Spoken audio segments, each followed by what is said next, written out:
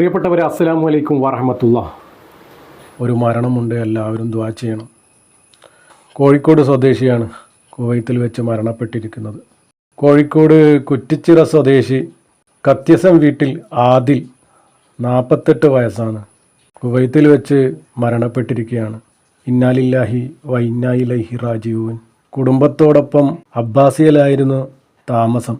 പരേതനായ ഒജിൻ്റെ അകത്ത് കത്യസം വീട്ടിൽ ബിച്ചാത്തുവിൻ്റെയും മകനാണ്.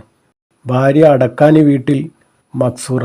അപ്പോൾ എല്ലാവരും ആ മയ്യത്തിന് വേണ്ടി ദുആ ചെയ്യണം.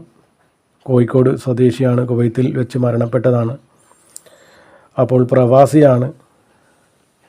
അദ്ദേഹത്തിൻ്റെ പാപങ്ങളൊക്കെ പുറത്ത് അല്ലാഹു തആല ഖബറിടം വിശാലമാക്കി കൊടുക്കട്ടെ, സ്വർഗീയ പൂങ്കാവനം തന്നെ കൊടുക്കട്ടെ, ആഖിറം വെളിച്ചമാക്കി കൊടുക്കട്ടെ, ഹബീബായ തങ്ങളുടെ അടുത്തേക്ക് തന്നെ അവരെ എത്തിച്ചു കൊടുക്കട്ടെ. ഇതുപോലുള്ള മരണങ്ങളെ തൊട്ട് റബ്ബ് നമ്മളെല്ലാവരെയും കാക്കട്ടെ.